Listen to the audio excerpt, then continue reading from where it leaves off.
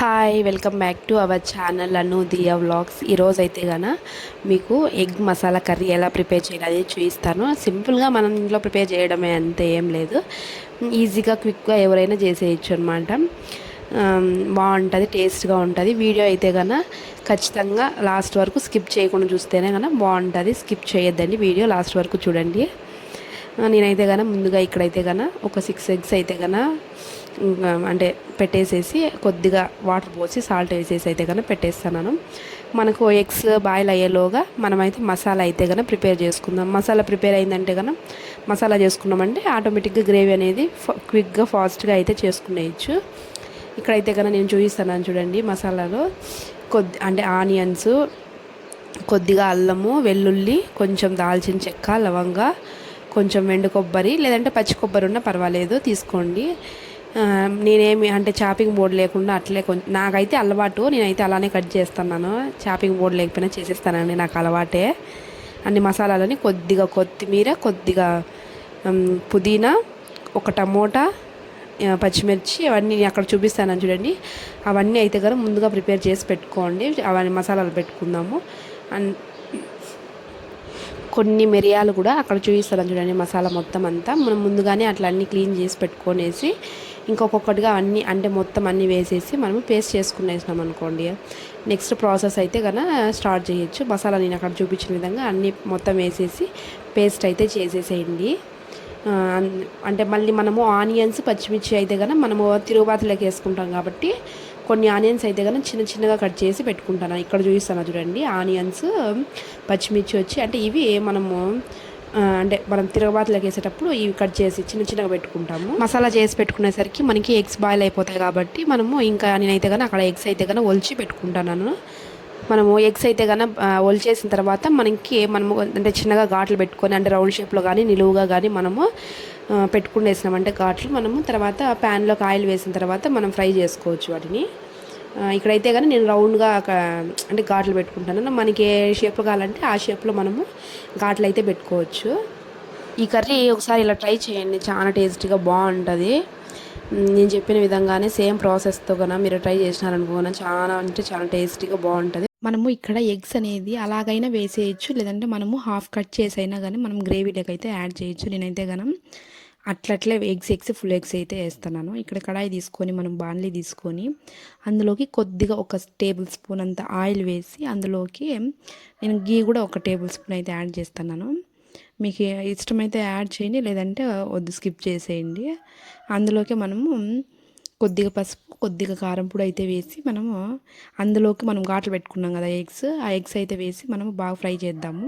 కావాలంటే దానిపైన కొద్దిగా సాల్ట్ అయినా వేయచ్చు. నేనైతే సాల్ట్ అయితే ఏం వేయలేదు ఎగ్స్ పైన.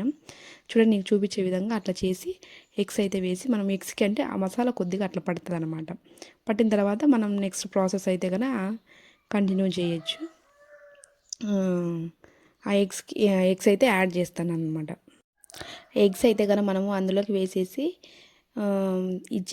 మనం ఫ్రై చేసిన తర్వాత తీసేసుకొని నెక్స్ట్ అయితే కనుక మనము సేమ్ అదే కడాయిలోకి అయితే ఆయిల్ అయితే యాడ్ చేసి ఫ్రై చేసుకుందాము.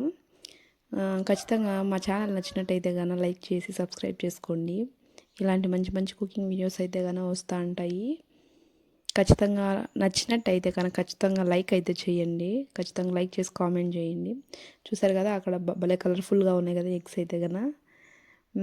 అలా ఎగ్స్ అయితే కనుక ఫ్రై అయిన తర్వాత అయితే కనుక మనం ఒక సపరేట్ ప్లేట్లోకి అయితే తీసేసుకొని అక్కడ చూపిస్తాను కదా ప్లేట్లోకి అయితే ట్రాన్స్ఫర్ చేసేస్తున్నాను.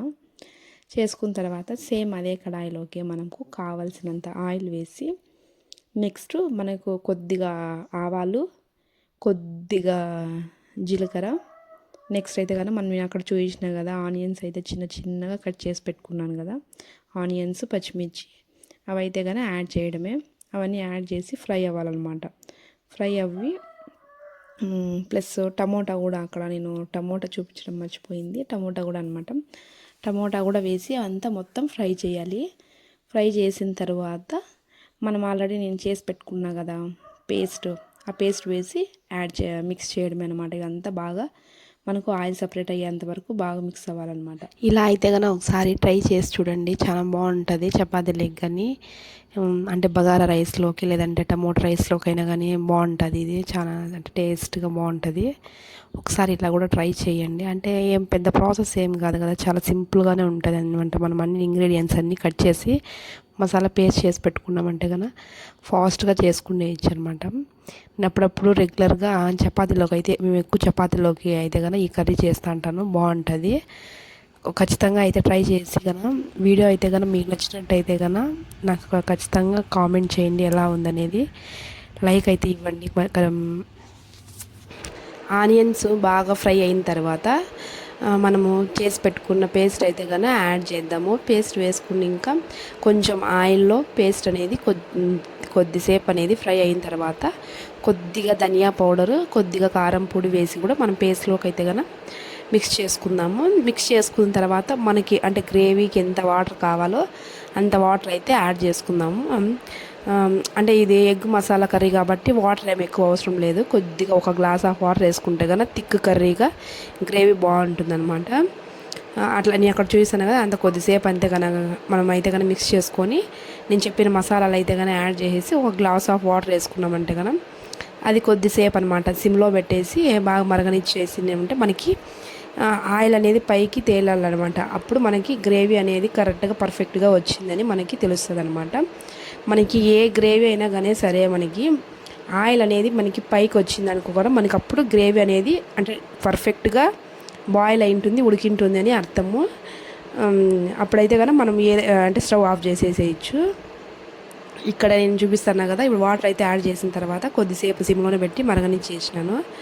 మళ్ళీ ఆయిల్ పైకి వచ్చిన తర్వాత లాస్ట్లో అయితే కనుక మనము ఆల్రెడీ బాయిల్ చేసుకున్నాం కదా, బాయిల్ చేసి ఫ్రై చేసినాం కదా ఎగ్స్ అయితే కనుక అవి అయితే కనుక ఒక్కొక్కటి అయితే వేసేసుకొని లాస్ట్లో ఫైనల్గా కొత్తిమీర యాడ్ చేసేసినామంటే కనుక మనకి ఎగ్ మసాలా కర్రీ అయితే బాగుంటుంది, చాలా టేస్టీగా ఉంటుంది. ముఖ్యంగా చపాతీలకి అయితే కనుక చపాతీ రోటీ వాటిల్లో బాగుంటుంది. మనం అంటే మనం ఇంకా రైస్లోకైనా బాగానే ఉంటుంది. ఒకసారి అయితే కనుక ఖచ్చితంగా ట్రై చేసి ఎలా ఉందనేది అయితే కామెంట్ చేయండి. ఖచ్చితంగా నచ్చితే కనుక లైక్ అయితే చేయండి. లైక్ చేసి షేర్ చేసి కామెంట్ చేయండి. చూస్తాను కదా వీడియోస్, ఖచ్చితంగా కొంచెం లైక్ చేయొచ్చు కదా. ఉంటాను మరి, బాయ్.